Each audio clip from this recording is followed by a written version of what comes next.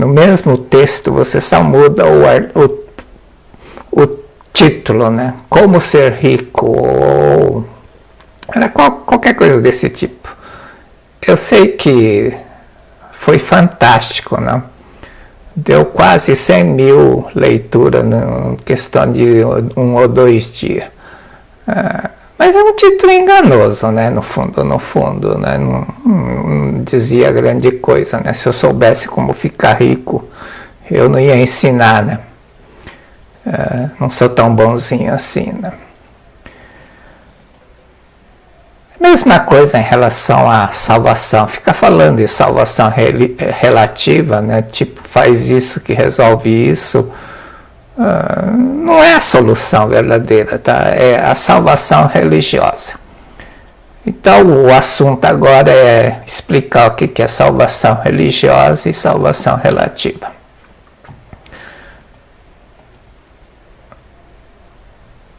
O verdadeiro significado da salvação. Qual o verdadeiro significado da salvação? Então, pobre, né? A salvação significa tornar rico. Aquele que está morrendo de fome, salvação significa receber uma comida, né? Para os doentes, salvação significa recuperar a saúde. Para os presidiários, salvação significa liberdade. Se é assim para aqueles que não têm problema nenhum, significa que já estão salvos, né? Quem não tem problema nenhum, né? Qual é a salvação? Significa que já está salvo. Então essa é a verdadeira salvação. Do ponto de vista religioso, a salvação do ser humano consiste em manifestar o Filho de Deus perfeito, livre e provido de tudo exatamente como Deus o gerou. Então, não precisa ser salvo. Não devemos medir o mérito de uma religião pelo fato de ter proporcionado ou não a realização de nossos desejos, né, tais como cura de doença, melhora da situação financeira, etc, etc. Embora seja isso que as pessoas procuram nas instituições religiosas, né? Encontrar a salvação relativa, né? E na realidade o que acontece? Se torna cliente, né? Porque resolve um problema, mas tem que ter um remédio, né? Alguma coisa, uma receita para resolver o outro, né? E se torna um cliente fiel, né? É uma forma de uma instituição religiosa fidelizar as pessoas, né? O que não é, né, o objetivo de uma religião, pelo menos a do Dr. Masaru Taniguchi. E no meu conceito também, né? Acho que salvação tem que ser uma coisa definitiva, né? Dar uma receita para resolver um problema, mas que a pessoa vai ter em seguida outro problema, não ajuda ninguém, né? Claro, vai ser bom no ponto de vista de que a pessoa vai perguntar, vai ser o meu seguidor, por exemplo, né? Mas não é esse o objetivo, eu não tenho esse objetivo. A salvação relativa. Salvação relativa, então, é desfrutar de boas coisas do mundo exterior, né? Bom, claro que isso não deixa de ser uma forma de salvação, isso é verdade.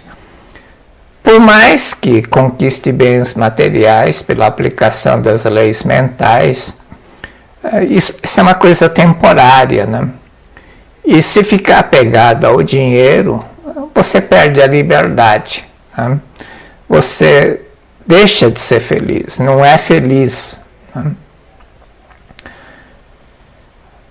Instrução, inteligência, talento permite obter dinheiro e bens materiais, mas só proporcionam liberdade relativa, temporária, porque essas coisas acontecem, coisa boa, mas desaparece, né? Quer dizer, no fundo é bom, né? Quando acontece coisa ruim, é bom que desapareça. Mas as coisas boas também aparecem e desaparecem, né? E tudo é caráter temporário nesse sentido, né? Então você não tem uma liberdade absoluta, plena e definitiva, né? Sempre fica dependendo de alguma coisa. No mundo exterior só é possível obter liberdade parcial, limitada, sendo que a liberdade absoluta não se pode obter através do conhecimento nem de riquezas materiais. A verdadeira absoluta salvação, né? O que é? A salvação religiosa, né, ou a salvação absoluta, a verdadeira, é a que liberta o homem de todos os apegos materiais e proporciona liberdade absoluta, né? Isso é possível e como? Pela iluminação, pelo despertar espiritual, quando nascemos de novo. Nascer de novo é nascer para nova consciência, né, do eu. Deixar de ser eu material para ser eu não material. Isso é a mudança da consciência. Né? A consciência material para a consciência espiritual, isso é nascer de novo, né, que Jesus Cristo quis ensinar. Em verdade, verdade vos digo, né? Se quiser entrar no reino de Deus, é preciso nascer de novo. Nascer de novo não é nascer do ventre da mãe, né? Nascer nova consciência, consciência espiritual, não do corpo. Como alcançar a salvação religiosa, né? Ou a liberdade absoluta? Manifestar o Filho de Deus perfeito, livre e provido de tudo. Né? Isso é liberdade absoluta. Conseguimos infalivelmente a salvação quando conhecemos a verdade. Né? Conhecereis a verdade e a verdade vos libertará. Libertará quer dizer salvarás. Né? Quando conhecer a verdade de que nosso eu verdadeiro, Filho de Deus, quando você conheceu esse eu verdadeiro, né, que é o Filho de Deus, criado à sua imagem e semelhança. Nosso eu verdadeiro não é esse corpo, né, transitório, né, que aparece e desaparece. Este é o ser relativo que busca a salvação relativa. O ser relativo precisa de salvação relativa. Né, mas o ser absoluto, não? Quando você se torna ser absoluto, você não vai no tiroteio. Então, tem que entender, né? Tem que entender a questão da relação entre céu e terra, ou dos dois mundos do ser humano. De um lado, o homem vive no mundo do Dissô, né? O céu, reino de Deus, como ser perfeito, livre, provido de tudo. Do outro lado, vive aqui o mundo da segunda criação. Ao mesmo tempo, vive no mundo relativo como ser carnal, tolhido pela causalidade, né? Sem liberdade. Aqui, o mundo aqui depende do ser. É por isso que é tirar sustento com o suor do teu rosto. Ou seja, se você trabalhar, se você produzir, se você der, você recebe. Você não tem plena liberdade. Ela é regida pela lei da causalidade. Então, no Gênesis 1, está assim, né? Criou Deus, homem, a sua imagem e semelhança, e disse: eis que vos dei todas as ervas, todas as plantas que dão semente sobre a terra, todas as árvores, etc, etc, etc, para que vos sirvam de alimento. Quer dizer, tem coisa que serve como alimento e tem coisa que serve como provimento, tá? Bom, eu não vou entrar em detalhe disso, porque não é objetivo hoje. Por que o homem foi expulso do paraíso e passou a tirar o sustento com trabalhos penosos? Né? Por que perdeu a liberdade? Essa é a questão. Por que que o homem perdeu a liberdade, né, e teve que tirar o sustento com os trabalhos penosos, né? Ficou condicionado a ser. Por que o homem foi expulso do paraíso? Né? É essa a questão. E passou a tirar sustento com trabalhos penosos ou com suor do rosto, né? Como está no Gênesis. Né? E próprio Gênesis 3, 2, diz, por que enganado pela serpente? Né? Serpente é matéria.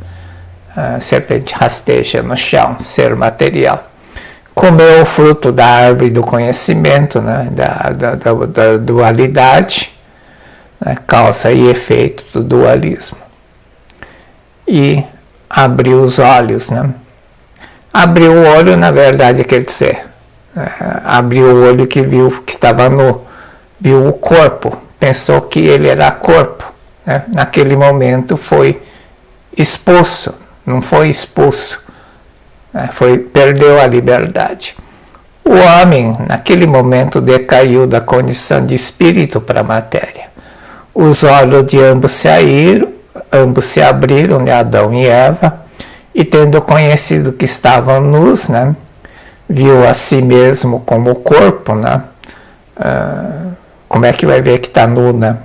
Tem que ver o corpo. E se você não sabe que tem corpo, você não vai ver, sabe se está nu ou não está nu, né?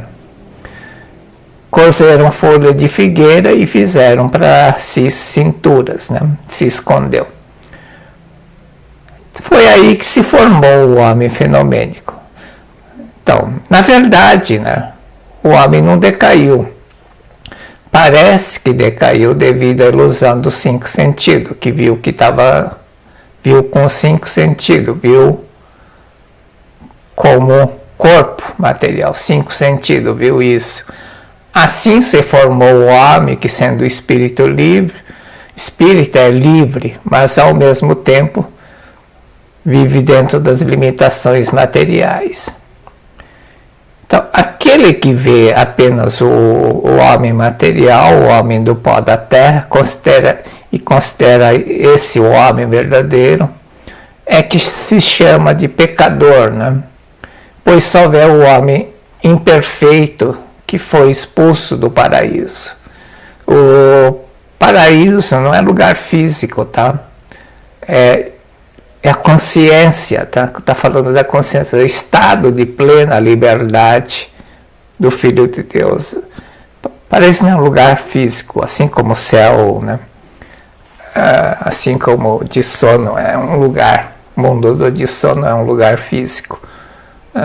Não existe 2 mundos, tá? Essa é a forma didática de explicar, no fundo. A pessoa que só vê o homem material não percebe o homem original criado por Deus, sem pecado, sem doença, sem sofrimento, né? Que já está salvo, ou seja, não precisa da salvação. Que é a verdadeira salvação. Salvação religiosa é aquilo que você não percebe que está salvo. Pensa que o ser humano é pecaminoso, adoecível e sofredor, né? Ou seja, pensa que precisa ser salvo.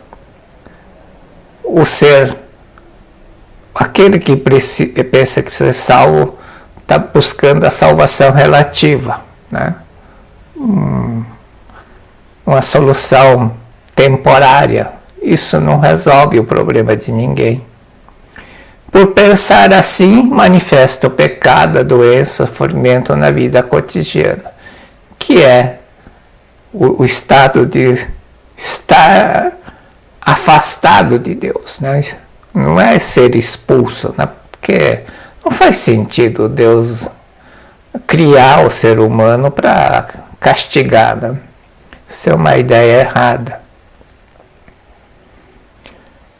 Por que Deus criou o homem vulnerável à doença, à pobreza? Por que criou o homem tão fraco que resiste à tentação do pecado? Se o próprio Deus criou o homem imperfeito, por que castiga, né? Deus, se for assim, Deus cruel, né? Criou imperfeito para fazer a besteira e castigar, né?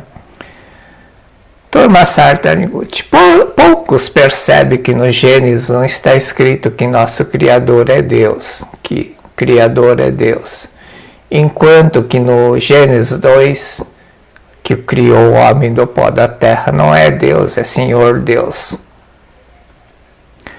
Deus é o Criador verdadeiro, esse é o Deus Criador que criou o Filho de Deus.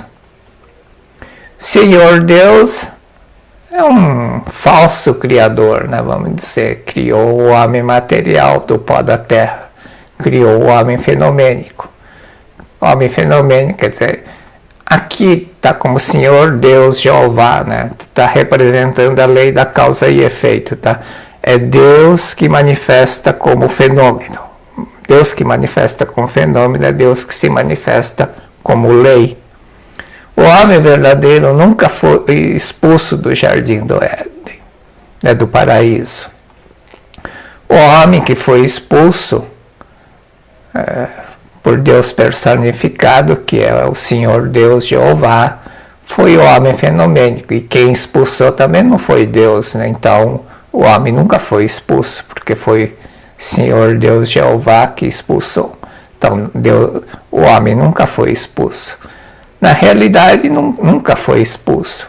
O homem, na verdade, só deixou de acreditar no seu Criador. Por isso que Jesus Cristo disse, né? Conhecereis a verdade vos libertará. A verdade libertarás, quer dizer, salvarás da dor, do sofrimento, do pecado, né? etc, etc. Que verdade é essa que liberta, que salva o homem? Qual é a verdade? Qual é a verdade? O homem nunca foi expulso do jardim do Éden. O homem nunca foi expulso. Já está salvo. Não precisa ser salvo. Já está salvo. Por isso que conhecerei a verdade vos libertarás. O ser, se o próprio Deus criou o homem imperfeito, por que o castiga? O Dr. Sartaniguchi diz assim: Deus não é tão mesquinho ao ponto de expulsar e tirar aquilo que já deu ao homem.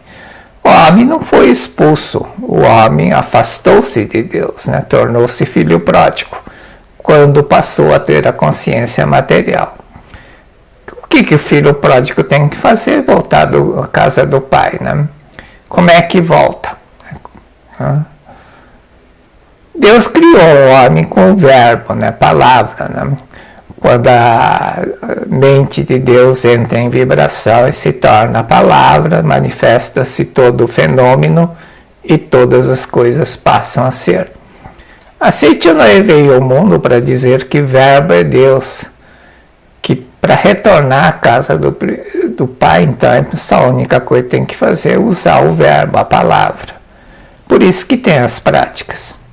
As práticas da Seichanoe são forma de utilizar a palavra, né? E a ciência mental ou a lei mental para conscientizar a relação divina, manifestar esta perfeição na vida cotidiana. O ser humano precisa de um ritual, né? Essas coisas, tá? Não consegue acreditar simplesmente se disser ser filho de Deus, né? Ou você é filho pródigo, né? Ele acha que tem que voltar, né? Então o que tem que fazer? Tem que fazer uma solenidade, né? Um meio. Você tem que fazer uma recitação, né? Da mesma forma que Deus criou através da palavra, o homem também. Quando a mente do homem entra em vibração, né? Usa a corda vocal, que gera uma palavra, né? Palavra, ela tem uma intenção, tem uma ideia, tem um sentido, tá? Desenvolve-se todo o fenômeno e todas as coisas passam a existir. Aqui é ser, aqui é existir, manifesta. Não vamos entrar em detalhe filosófico, né? Então, o que tem que fazer? As práticas, né? Estou dando exemplo aqui da prática do Reino de Deus de infinita provisão, né? Ryugu Mugen Kyokyu, simbolismo, retorno do filho pródigo ao reino, né? Não é palavra mágica que vai fazer cair dinheiro, né? As pessoas vendem essa ideia, né? Não é todo lugar, mas já vi isso, né? As pessoas fazer prática do reino de Deus, da infinita provisão, como se fosse um recital de uma palavra mágica que vai fazer cair dinheiro do céu. Não é isso. É gratidão. Por isso que no final da prática você tem que colocar fazer uma retribuição em gratidão, né? O dinheiro que dá, você faz é demonstração da tua gratidão, né? Aparece no mundo material que é desenhado na mente, isto é, a ideia, né? Ideia é o desenho que se cria pela palavra. Quando você diz carro, eu enxergo um carro. Quando diz automóvel, caminhão, bicicleta, motocicleta, eu enxergo aquele objeto. Ideia é o desenho criado pela palavra. Então, ele é um esboço daquilo que vai tomar forma. É uma semente. Semente você tem que só plantar. Ideia é o desenho criado pela palavra, né? Som, vibração das cordas vocais. Então, a forma de você retornar, conscientizar que você já está salvo, que é filho de Deus perfeito, são as práticas. A prática, né, ensina a abrir o olho. A prática em si não faz você voltar, né, mas é a forma, né, o simbolismo. O ser humano não precisa desse ritual, né? Por isso que foi criada a prática, é só isso. Não tem prática certa ou errada, né? No fundo. Tem uma história de uma senhora, né, que já contei isso, né? Ela curava pessoas, né, e fazia uma oração dela. Até que veio um assessor religioso, né, mostrou o livro de norma e falou: senhora não está fazendo certo. A partir daquele dia, aquela senhora nunca mais conseguiu curar ninguém. Por quê? Que ela fazia com fé. O que importa não é a forma ou palavra que você diz, é a tua fé que te curou. Por isso que Jesus disse: a tua fé que curou aquele soldado para o centurião. A tua fé que te curou. Não é a palavra, não é a forma, não é a oração. Né? Tua fé. Tem que ser feita com fé. A meditação Shinsokan tem que ser feita com fé.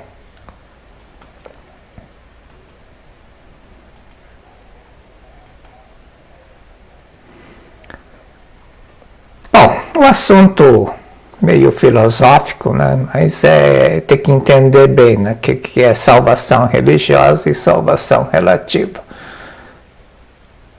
Vou gravar 2 vídeos separados falando sobre uma pessoa que quer ajudar um irmão, né, um ente da família, que também faz todas as práticas, né? Uma parte já foi respondido, tá? É que quando eu fui montar a resposta, eu vi que se eu não explicar o que é salvação religiosa e salvação relativa, não ia conseguir dar uma orientação, né? A orientação da Seichun é sempre salvação religiosa, tá? A salvação relativa, para aquele que está morrendo, passando fome, a salvação relativa é verdade, é necessário, mas não é isso o que a Seichun ensina. Bom, perguntas, acho que não tem. A Ivete: a pessoa que não desperta para a verdade de já estar salvo passa por sofrimento por causa desse desconhecimento? Sim, né? Não porque desconhece que está salvo, né? O sofrimento é desintegração do karma, tá?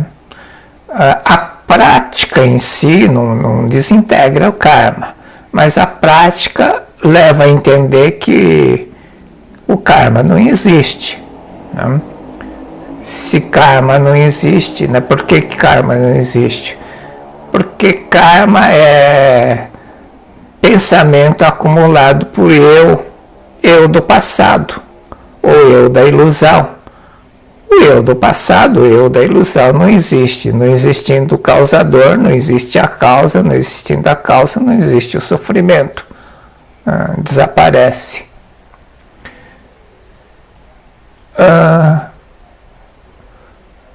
Cris Ribeiro, excelente explicação. Sempre tive dificuldade para repetir algumas frases, como se fosse uma fórmula mágica. Realmente, não, essa coisa de palavra mágica, né, não tem. Quer dizer, na verdade, tem, tá? Depende da tua fé. Se você falar com fé, qualquer palavra é palavra mágica, tá? Qualquer palavra passa a ser palavra mágica, desde que você tenha fé absoluta que aquela palavra vai resolver, vai acontecer isso. Né? Então, é essa fé, é a tua fé que te curou. Né? Então, se é palavra mágica ou não, depende só da tua fé. Qualquer palavra pode ser palavra mágica, depende só da tua crença. Bom, muito obrigado, muito obrigado.